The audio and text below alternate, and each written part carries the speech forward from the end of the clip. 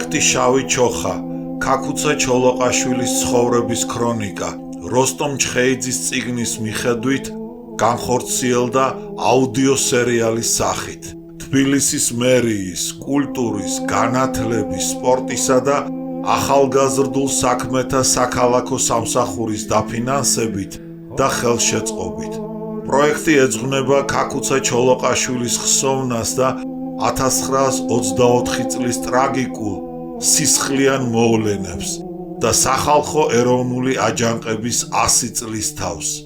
აუდიო სერიალი მომზადდა შემეცნებით საგანმანათლებლო პროექტის რადიო კინოს ფარგლებში სტუდია კოცის ბაზაზე.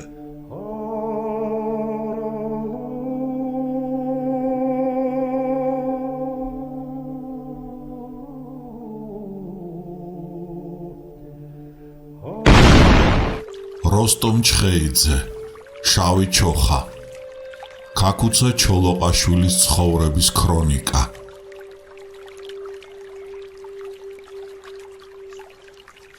თავი მეექვსე, ბაირაღი ტყეში.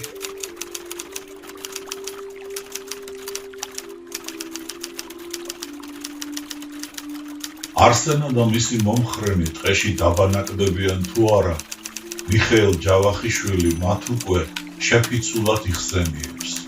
თუმცა ჯერ არ შეფიცულან და ეს რიტუალი კარგა ხნის შემდეგ უნდა აღსრულდეს, როდესაც უეცრად განუცხადებთ მეთაური. ძმებო, ელმა ქვეყანა მიცის, რომ ჩვენ ღვიძლ ძმებზე უფრო ერთგული ძმები ვართ, მაგრამ ჯერ ძმობის ფიცი არ დაგვიდია. დაგვიანებამ არავისავნო, რადგან ერთმანეთი უფრო კარგად გამოვცადეთ.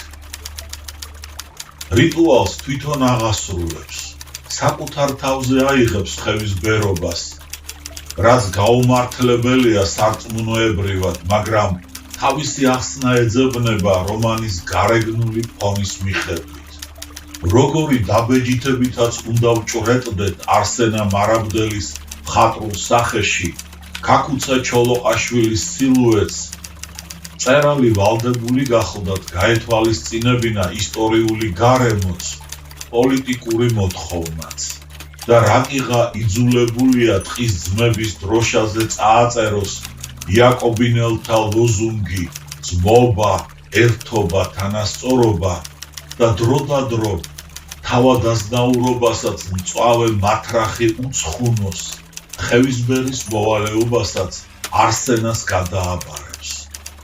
მას ჩაასხმევინებს ღრძენს საკუთარ ჯამში, ზედ ვერცხლს დაათვლევინებს, ცოტა მიწას დააყოლებინებს, ცვილის სამთელს აანთებინებს, დროშას აღამართინებს, პირჯვარს გადააწერინებს, თითს ააწევინებს და ქუდმოხრილს ბანაკისათვის საზეიმო ხმით მიამართინებს. ძმებო, მე ვიტყვი და თქვენაცას თქვით. ღმერთო დიდებულო, რომელი ხართ სათაშინაო და ბოლნისის, ახმეტის, კაბენის, თელეთის, ცხეთის და ალავერდის ანგელოზებსა და ხატებს მოუხმობს თავიანთი წმინდა საქმის დასალოცად. აკურთხეთ, დაგვეხმარეთ და მოწმეთ დაგვიდექით, რომ ძმებად ვიფიცებით და გულში ერთმანეთის სიყვარულის გარდა არაფერი გვიდებსო და აგრძელებს მონოლოგს.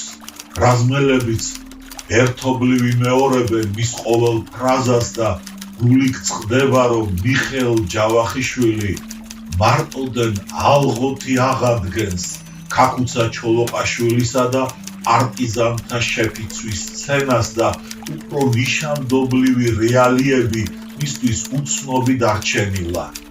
თუმცა ძალდაუტანებლად ჩაურთავდა ყოფითი სინამდვილიდან გადმოტანილ სიმღერას.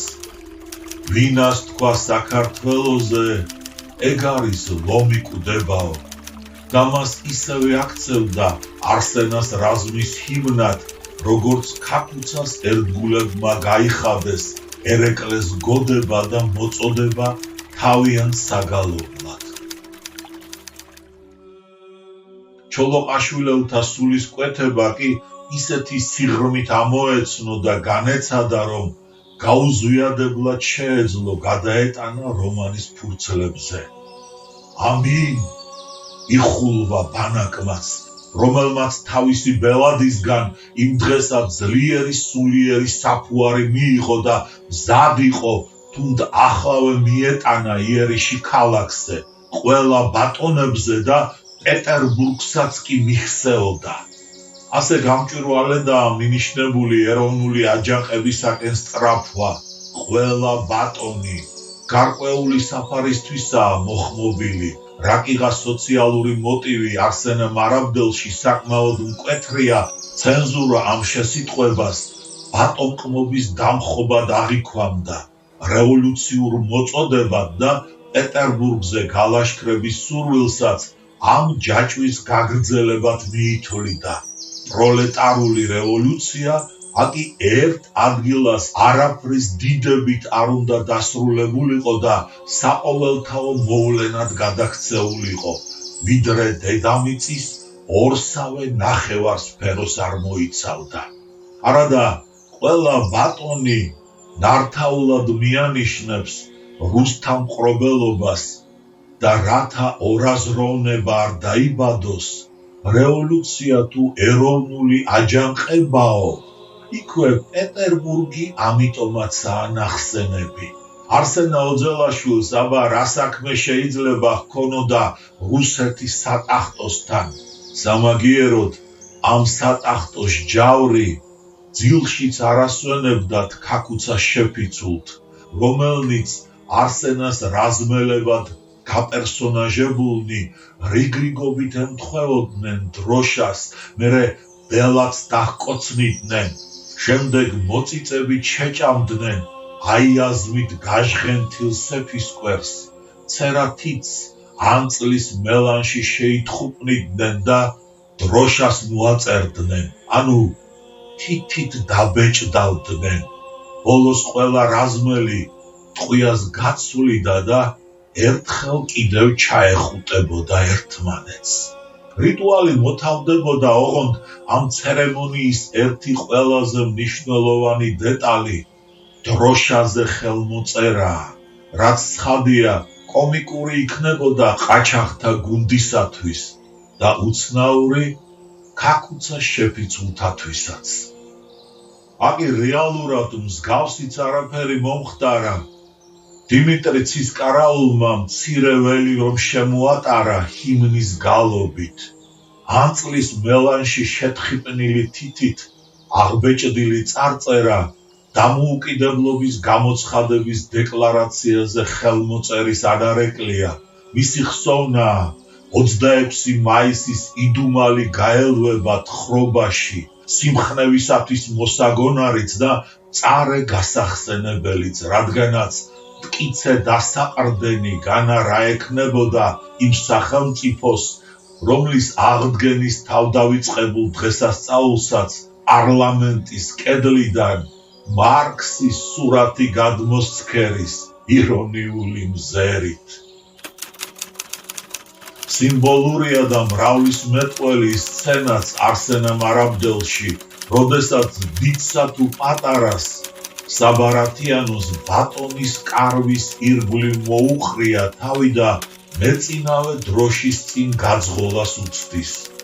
უეცრად ბასილა მაიორმა თავისი ცხენი კარვის წინ უნდა შეაყენოს და დროშას, იმ დროშას, რომელიც უკვე ჩამოუხსნია ცალთვალა მედროშეს, არსენას მამას, ღვთისავარს და ზალ ბარათაშვილის ნიშანს გაელოდება. ეს რა ამბავია? გაოცებით უნდა იკითხოს მაიორმა. ეგ ჩვენი დროშაა, მეწინავე დროშაო, ახსნით კი აუხსნის დავით ბარათაშვილი, მაგრამ ეს განმარტება გადამთიელის გაღიზიანებას გამოიწვევს. მე უბრალოდ ბაირაღი მეგონა, არადა მართლა დროშა ყოფილაო. მომდევნო განმარტება თუ დაზუსტება? დიახ, აგრეა. საქართველო 5 სადროშოთ იყო დაყოფილი და საბარათიანო, ანუ ქვემო ქართლი მეწინავე სადროშოთ ითვლებოდა და კიდევ უფრო გააგულისებს და ფიცხელი ბრძანებაც მზადაა. ახლავე ჩამოხსენით და აქ მომეცით. არა მარტო ამ ხრივ, არამედ მთელი ქვეყნის ღირსება ილახება კიდევ ერთხელ.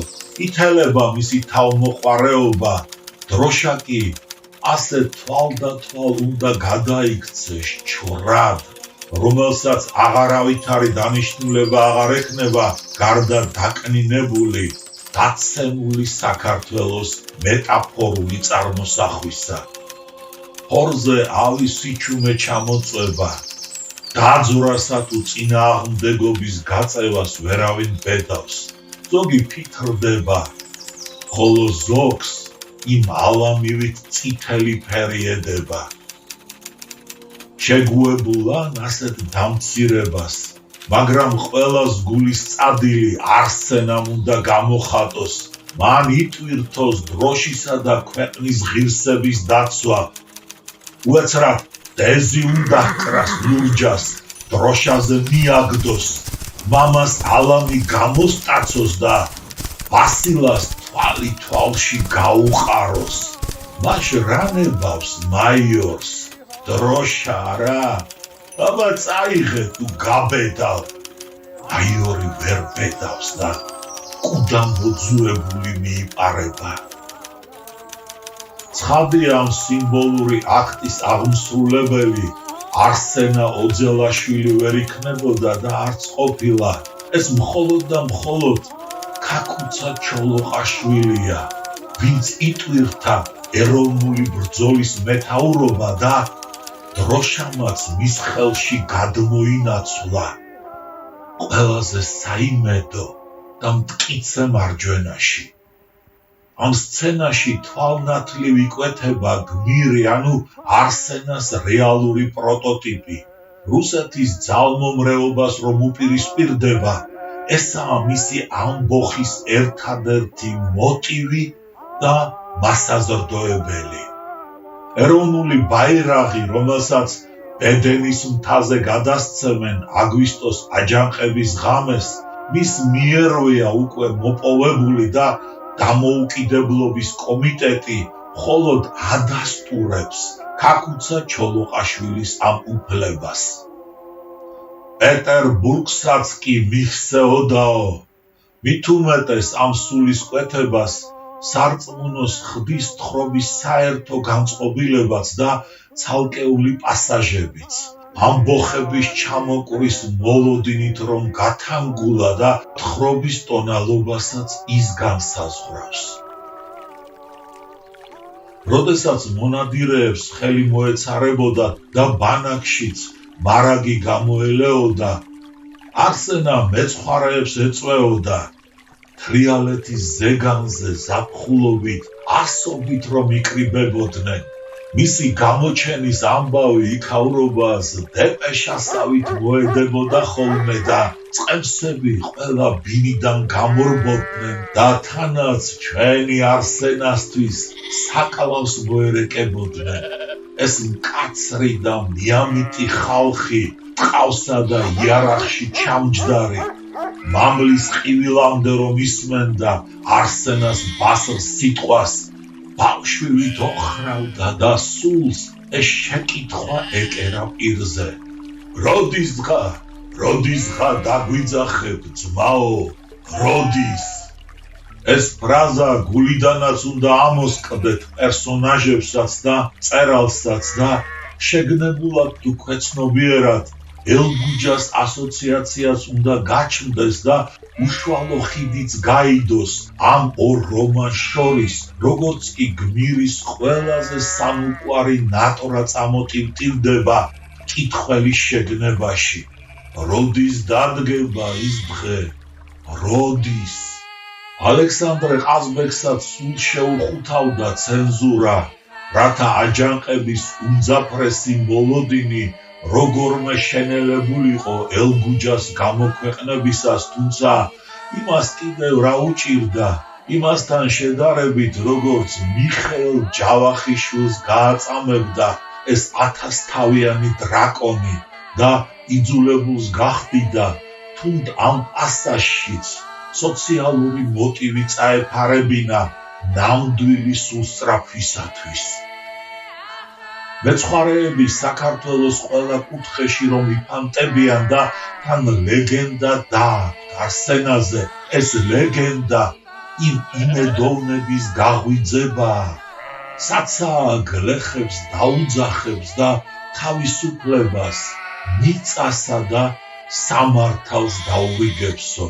არადა იარაღი რომ არის ასაღები ხელში, ამ იარაღმა ამჯერად ერთ სულ და ერთ ხორცს უნდა აქციოს გლეხი და თავადი, თორემ რომანში რევოლუციური პროკლამაციები პირდაპირ გადადის და გულუბრყვილო მკითხველს იქნებ კიდეც აბნევს.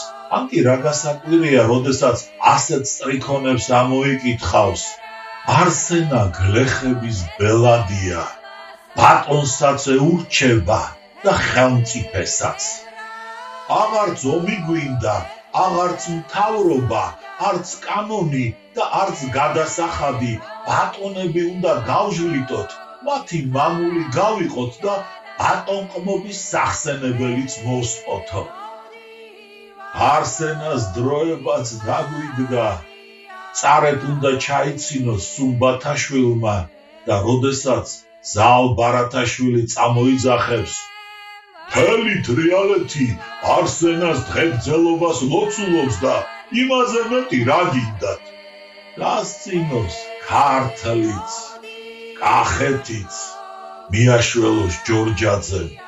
მართლა ახალი დროება დამდგარა საქართველოს ჰეროიკულ და ზნეობრივ ისტორიაში და თუ პოლიტიკურ ცხოვრებაში ბოლშევიზმის ხანაა ბრაინდული ეპოქის შემოbrunების ტეხილიდან ქაკუცა ჩოლოყაშვილის ჟამი შემოყურებს და ეს ჟამი ამოფარებია არსენა ოძელაშვილის სახელს.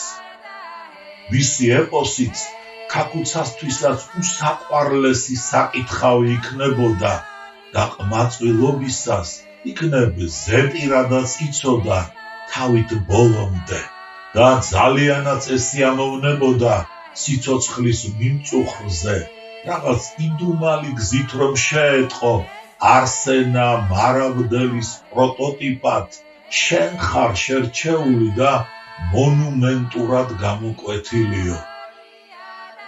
თვითონ აკი ლუარსაბ თათქარიძეს ედარებოდა, იქნებ მაინც ლუარსაბობა ემჯობინებინა, იქნებ არსენობას მოჭიდებოდა, ყოველ შემთხვევაში არჩევანის საშუალება მიეცემოდა და კიდეც ჩაეძიებოდა მათი ხასიათების განსჯა შედარებას, ფიქრის უფლებას როგორც კი დართავდნენ ხოლმე.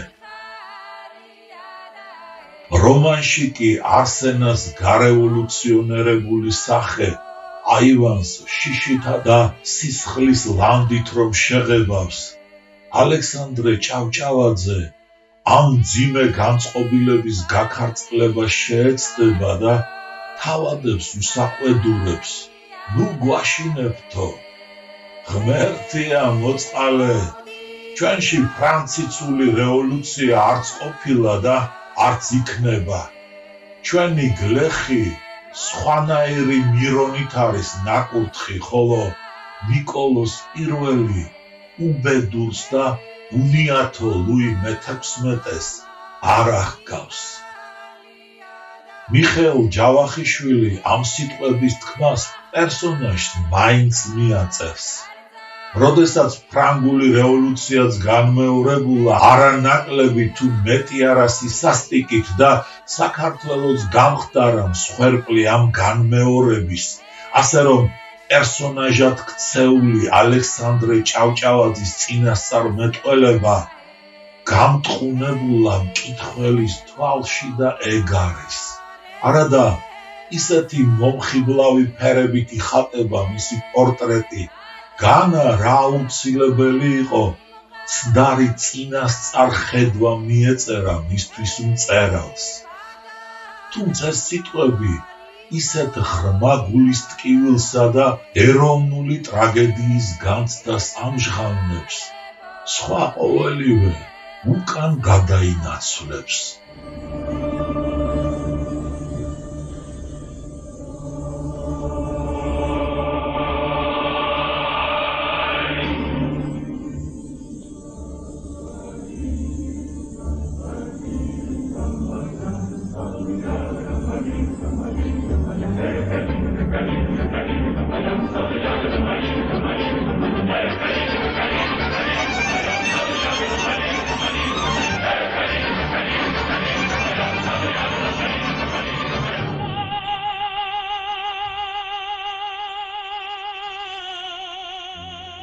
ჩვენი გლეხი სხვანაირი მირონით არის ნაკურთხიო.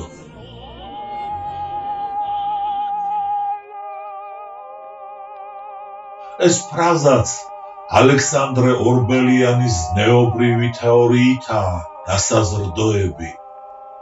მამაშვილური ურთიერთობის რწმენით თავადაზნაურობასა და გლეხობას შორის. ამ ურთიერთობამ გამოწრთო გლეხკაცი ისე, რომ ის სხვანაირი მირონი აღებეჭდა სულზე, საოცნებო რომ ყოფილა ადამიანური ყოფისათვის, რის შექმნასაც მარქსისტული რელიგია ხელოვნურად ესწრაფვოდა და მის ხორჩესასხმელად ყოვლად უკუღმართი გზა ერჩია თავადაზნაურობის პირწმინდად გაქრობა საკაცობრიო სინამდვილიდან.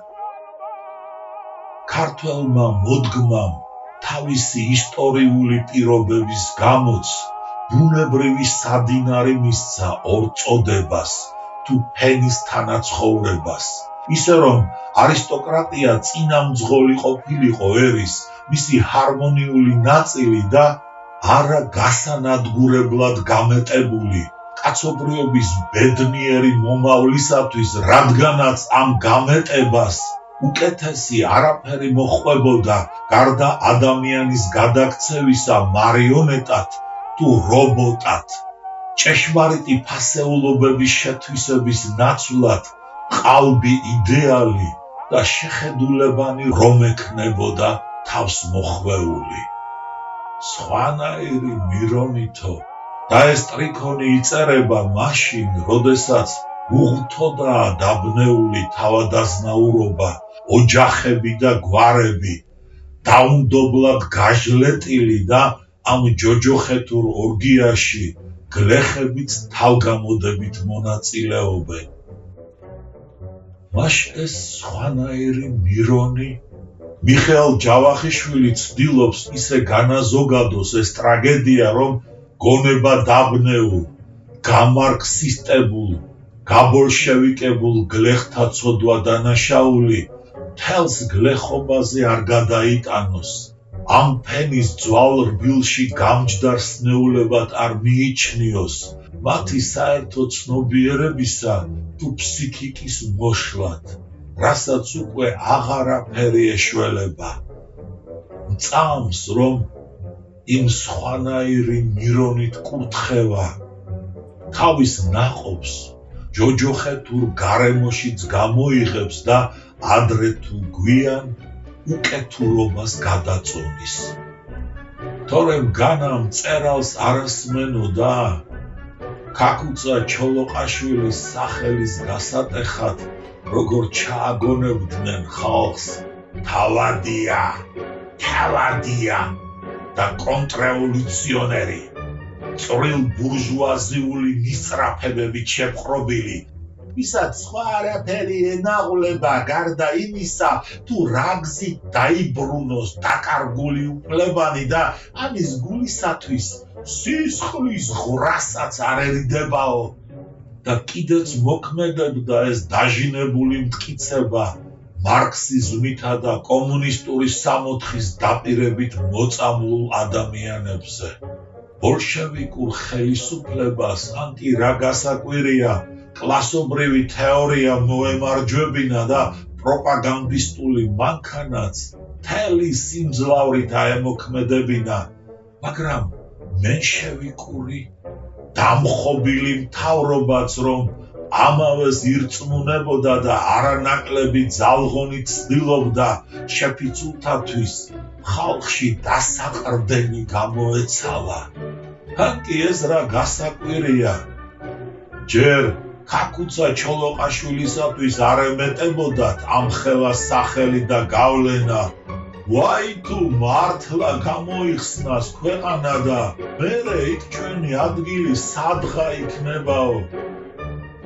მერეა და როგორც ბოლშევიკთა იდეურ ძმებსა და მარქსისტული რელიგიის განაყართ გულწრფელად სჯეროდათ ქაქუცა ფეოდალური წყობილების რესტავრაციას მოინდომებს და გამარჯვება მოხვეჭილს წინ რაღა დაუდგებაო. თუ აქედანვე არ დავიჭირეთ თადარიგი და მისი მოსალოდნელი ტრიუმფი საკმაოდ არ შევანელეთ, ანდა გამარჯვება სულაც ხელიდან არ გამოუგლიჯეთო.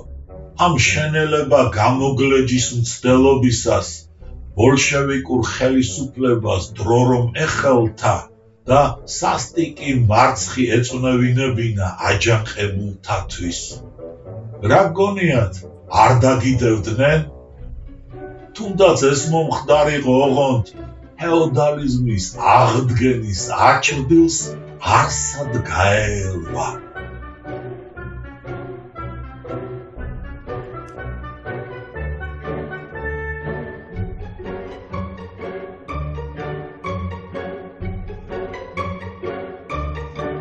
შემეცნებით საგანმანათლებლო პროექტი რადიო კინო მზადდება სტუდია კოცის ბაზაზე.